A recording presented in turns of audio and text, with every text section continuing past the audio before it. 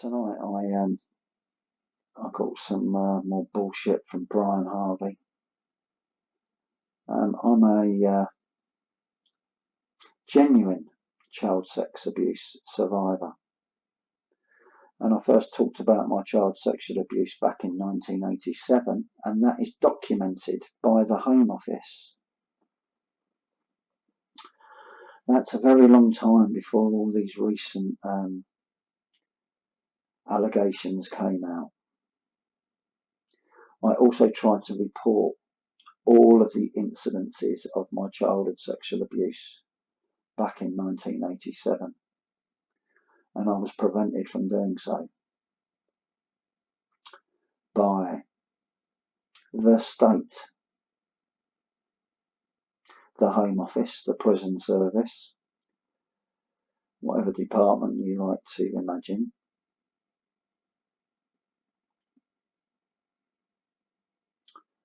I've spoken to Bill Maloney because in 2012 I tried to report one incident of sexual abuse where I was taken to an address and the person said they worked in the music industry. The address had evidence that that person worked in the music industry, and the police were encouraging people to come forward with information. So I did come forward, which was quite a brave step for me because I don't trust the police one little fucking bit, and I never have done in my entire life. So going to the police and telling them that you're a child sexual abuse victim, something they might want to use against you, was really a big leap of faith.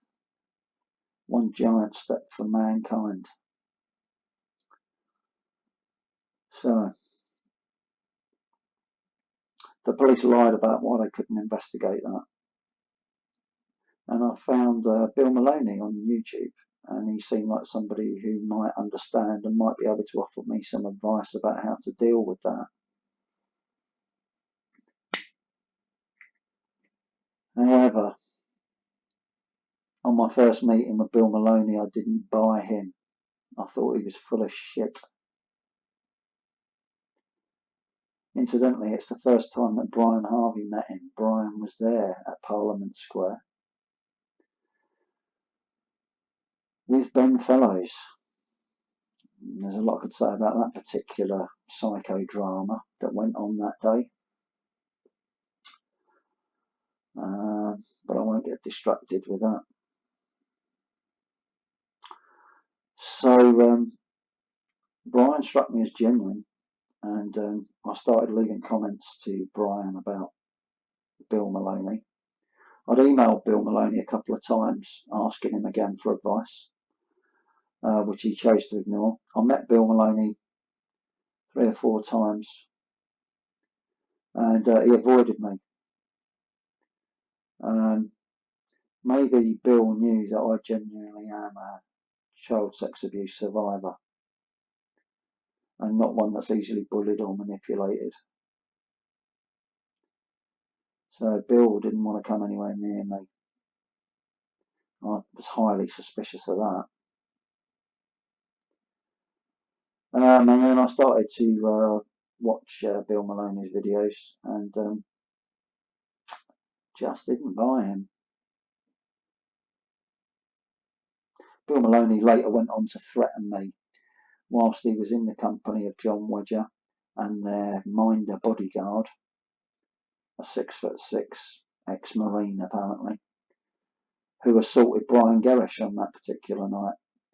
They spent their entire time at a Christmas party being quite aggressive towards me and constantly being in my company. They didn't go chatting to other people, having a nice time.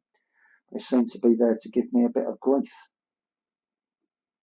There's some evidence of that on in another video. So Brian chose to ignore all my warnings about Bill, and I've confronted Brian with this a number of times, and I did say tonight.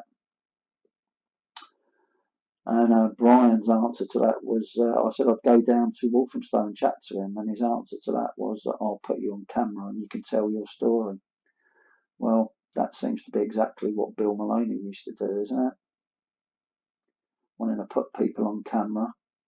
What makes these people think that somebody who's been abused as a child wants their face on camera?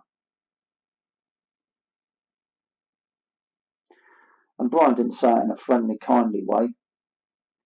He said it in quite an aggressive, threatening fashion, really. I'll put you on camera. Will ya, mate?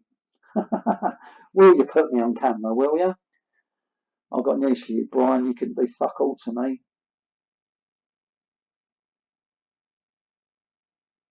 The state can't control me, so I don't know how you're going to fucking control me. Make me do things against my will.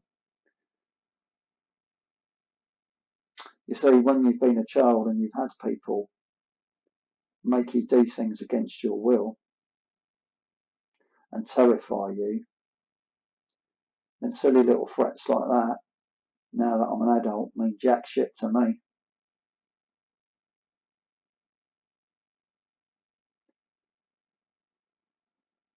So Brian's response when confronted with a real child sex abuse survivor is one of aggression. And he barred me from his chat room because I was asking too many difficult questions. I'd already done a video about that a couple of weeks back. Brian seems to have copied that video and done another video about a live stream where somebody's ignoring his questions. Bit weird.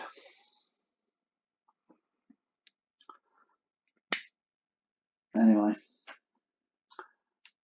this is how they like to shut people up. This is a bullshit diagnosis. It's a threat. A threat that they can come and knock on my door right now.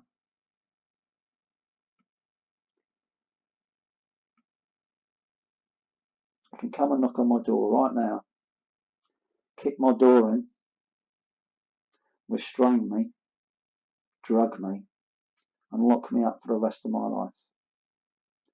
That's what this diagnosis is all about. People have been trying to get me to shut up for about 30 years. So, Brian, this is what awaits you, and this is what I've been trying to tell you about. But you don't want to listen.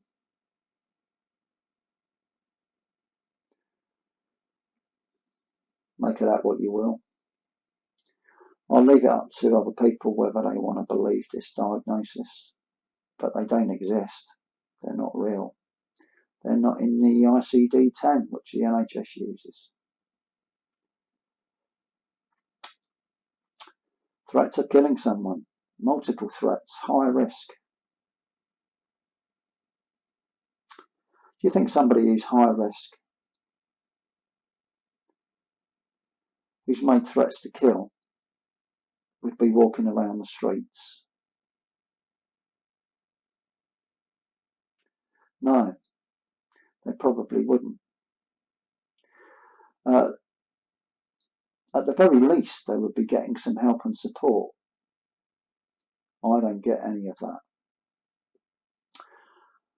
Part of the reason that I'm not locked up at the moment is because if they do lock me up and section me, of which they've got no real cause to do so, then I would get a solicitor and I would be able to get legal help. And then they will have a lot of very, very difficult questions to answer. Nonetheless, it's a very stressful threat, this. And also it's very real. And as someone who spent about 18 years in jail, I'm well aware of what the state can do to people once it's got them locked up.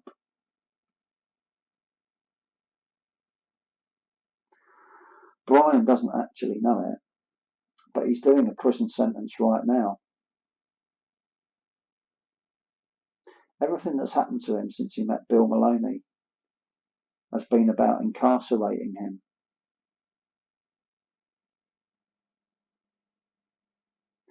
In effect, he is a prisoner. He admits it himself. He's a prisoner in the same way that I'm a bit of a prisoner. Now, when that's done to you, why wouldn't you warn somebody else about that? Warn them so it didn't happen to them.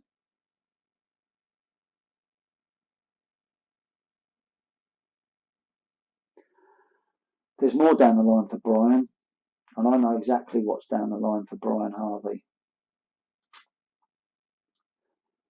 But now that he's blocked me and doesn't want to talk to me, he's never going to find that out. I'm crying, Brian, and I may cry all week.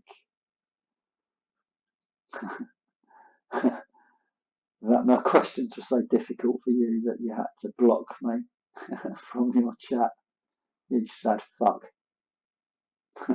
How the mighty fall, eh? How the mighty fall.